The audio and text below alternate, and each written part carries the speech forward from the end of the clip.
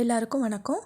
இன்றைக்கி நம்ம Trichy food court YouTube சேனலில் என்ன பார்க்க போகிறோன்னா, உளுந்த வடை எப்படி மொறுமொறுன்னு நல்லா சாஃப்டாக செய்கிறதுன்னு பார்க்கலாம்.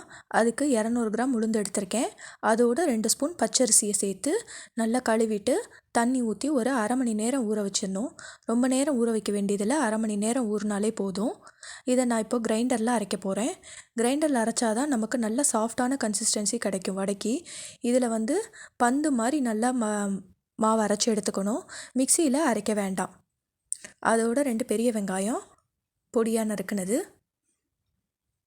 காரத்துக்கு தேவையான அளவு பச்சை மிளகாய் போட்டுக்கோங்க. நான் 3 பச்சை மிளகாய் எடுத்திருக்கேன். அது கூடவே கருவேப்பிலை, கொத்தமல்லி ரெண்டையுமே பொடியாக நறுக்கி போட்டுக்கோங்க. இப்போ இதோட மிளகுத்தூள், உப்பு சேர்த்துட்றேன்.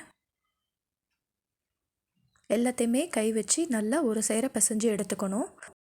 இந்த வடைக்கான இன்க்ரீடியன்ட்ஸ் எல்லாமே நான் டிஸ்கிரிப்ஷனில் கொடுத்துருக்கேன், செக் பண்ணிக்கோங்க. கையோட அடுப்பில் எண்ணெயை காய வச்சுடுங்க. இப்போது ஒரு பால் பாக்கெட் கவர் இல்லைன்னா இந்த மாதிரி பிளாஸ்டிக் கவர் எடுத்து கையில் தண்ணி தொட்டுட்டு வடையை நம்ம அதில் தட்டி எடுத்துக்கலாம். அப்போ தான் ஈஸியாக இருக்கும். கையில் தண்ணி நல்லா தொட்டுக்கோங்க. எண்ணெய் நல்லா காஞ்சதும் நம்ம தட்டி வச்சுருக்க வடையை அதில் போட்டு எடுத்துடலாம்.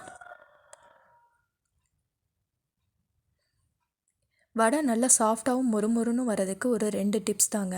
நம்ம மாவு அரைச்சிட்டு அதில் பச்சரிசி மாவு சேர்க்குறத விட இந்த மாதிரி ஊற வைக்கும் போதே 2 ஸ்பூன் பச்சரிசியோடு சேர்த்து ஊற வச்சிட்டோம்னா வடை சூப்பராக கிறிஸ்பியாக இருக்கும். அதுக்கப்புறமா நம்ம கிரைண்டரில் அரைக்கணும். மிக்சியில் அரைக்கிறத அவாய்ட் பண்ணிடணும். மிக்சியில் அரைச்சோம்னா நமக்கு கரெக்டான பதம் வராது. இப்போது வடை ரெடி ஆயிடுச்சுங்க.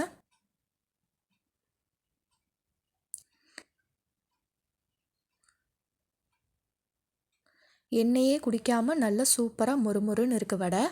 இந்த ரெசிபியை நீங்கள் ட்ரை பண்ணி பார்த்துட்டு எனக்கு கமெண்ட்டில் சொல்லுங்கள். தேங்க்யூ.